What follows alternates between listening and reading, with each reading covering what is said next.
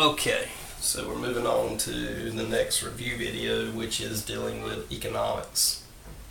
And Unit 8 is dealing with personal finance. So, economics is all about the study of the relationship between government, businesses, the individual, and how it interacts with, business decisions, money decisions. So in Unit 8, we're talking about looking at specifically how the individual is a part of the economic system. So we're talking about things like budgets, income. We're talking about things that deal with how you spend your money, how you save your money. So one key concept to understand is the word scarcity. Scarcity is a lack of something. In this case, it could be a lack of time, a lack of education, a lack of money. So what we're trying to balance is unlimited needs and wants versus limited resources. So understand the difference between a need and a want is important too. Needs are basic things for survival. Wants are things that we desire above the survival type items. So when you have a limitation of money, you can't buy the things that you truly want, or if you have a major limitation of money, a major scarcity of money, you can't even get the things that you need. All right. So if you make sure that you go back to the notes and looking at the term scarcity, I'm looking here directly at the notes here in front of me. Understand that when you're making an economic decision, have to understand the concept of trade-off. Trade-off is when you do one thing, or you choose to do one thing rather than another, and you give up the opportunity to do other things, going to a birthday party versus going to a free concert. If you choose to go to the party, you give up the concert, and vice versa. Opportunity cost is the actual money aspect. So that if you go to the birthday party, you have to spend money to buy a gift. It hurts you financially to be able to do other things. So trade-off and opportunity cost go hand in hand. Trade-off is the decision. Opportunity cost is all about the money itself. So when we look at specifically personal finance, and we'll pull this up here, understand that the key aspect of personal finance is making a budget.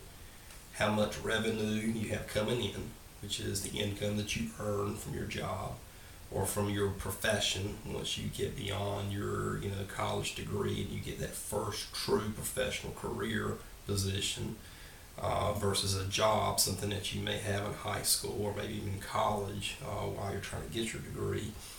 The revenue that comes in, you have to be able to understand there's two types of income.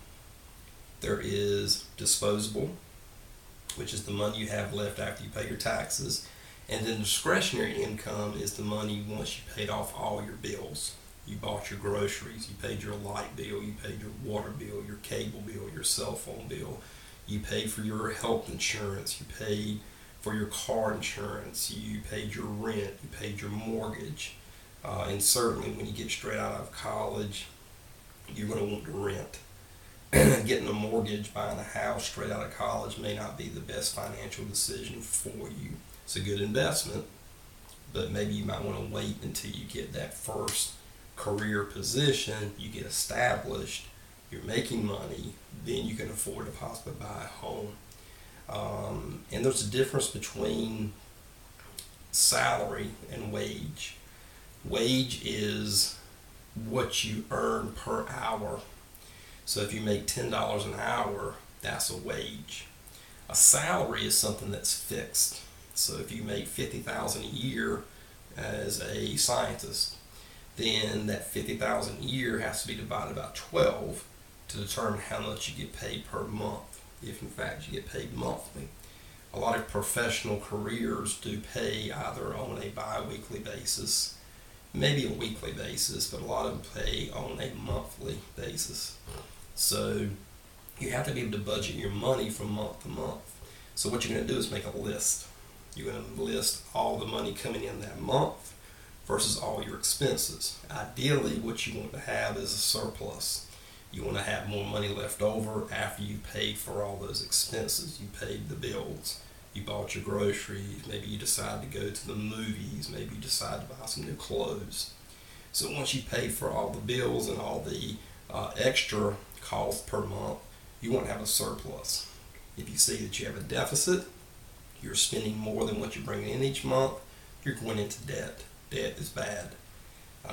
Debt is something that traditionally is a bad thing unless you're investing your money that puts you in debt, so that you are buying a home.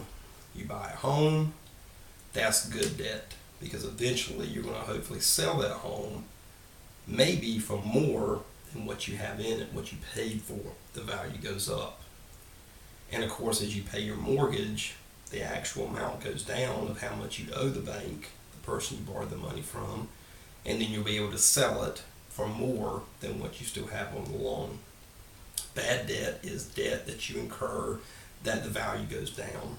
All right, so for instance, buying a car. The moment you take the car off the car lot, the value goes down of the vehicle. That's bad debt. Credit cards is a way to establish credit, but in fact, you can actually incur a lot of debt. Every month, you're going to get a bill from your credit card company.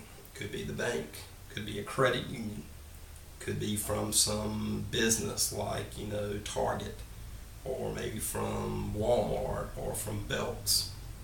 And whenever you pay that bill off in full, you're not going to get bad credit. You're paying off the bill. But if you have $250 on that credit card and you only pay $200, the $50 rolls over to the next month plus interest. And with credit card interest rates, they are very, very high.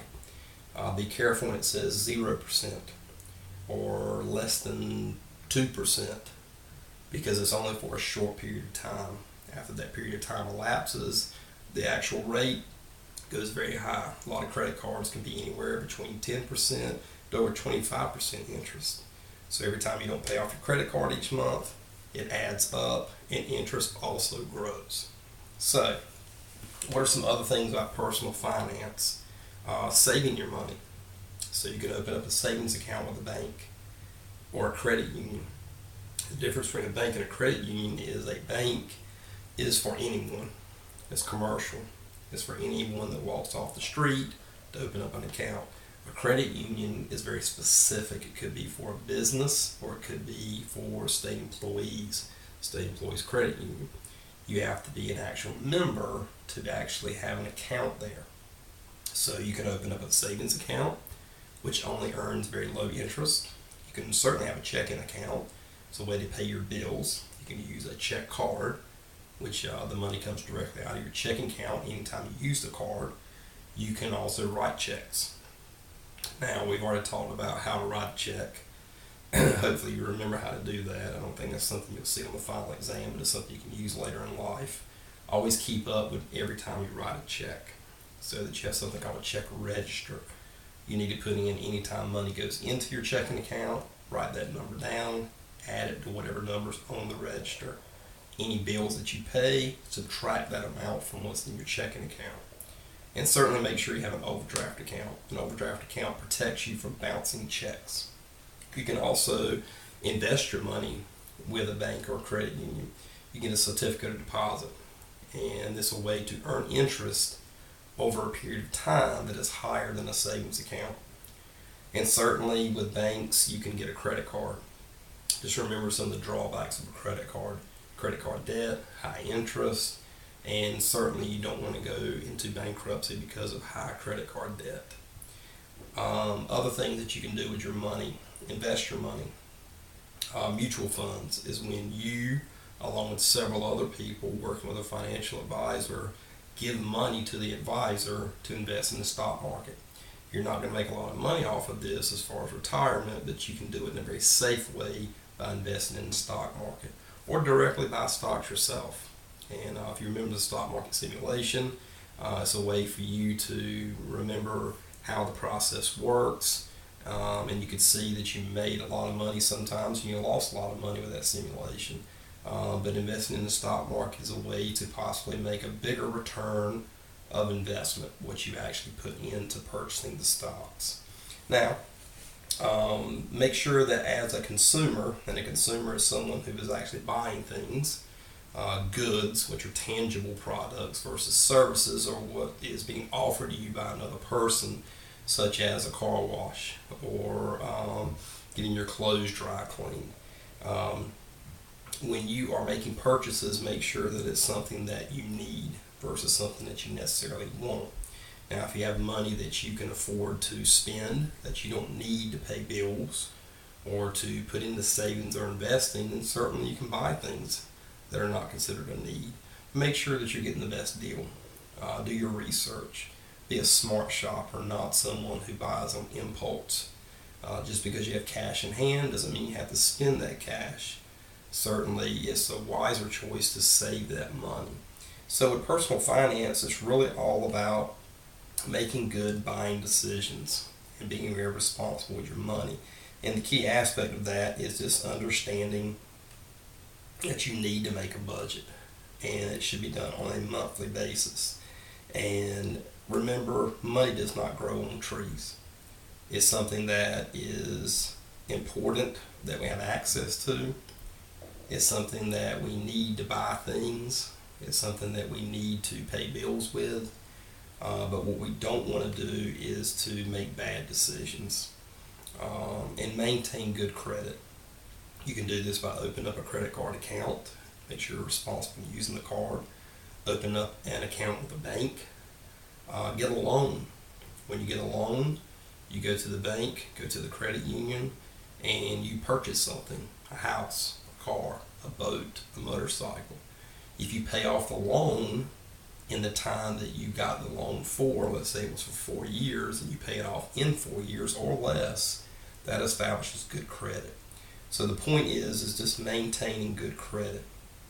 And, when it comes to thinking about your future, you need to think about retirement and putting money into a savings account, investing in mutual funds or the stock market or in a retirement plan such as a 401k or 403b plan is a way to prepare for the future. You cannot wait for Social Security to save you when you're older to pay all your bills, or Medicare be there to assist you paying for your medical expenses. You need to go ahead and start putting money away at a very early age. So by saving money at a very young age and throughout your career, your profession can be very beneficial to you. So, a savings account, a CD, investing in the stock market, a retirement plan. Some professions do have retirement plans. Teachers may not earn a lot of money over their career, but they have a retirement package so that when they retire from teaching, they are able to still have income coming into the home to pay for their expenses without the necessity of having to work a full-time job. So when you choose your career, that may be one reason why you choose a certain career path, is ensuring that there is a retirement fund for your retirement package that will benefit you in the future. So the big thing about personal finance is about responsibility, accountability, and managing your money. And understand that taxes are a necessity, and you're going to pay taxes. That's a part of being a consumer, is that you want certain government services, you want certain government protections to ensure that you have safe products in which you're buying. Excuse me. The only way that this works is through paying taxes.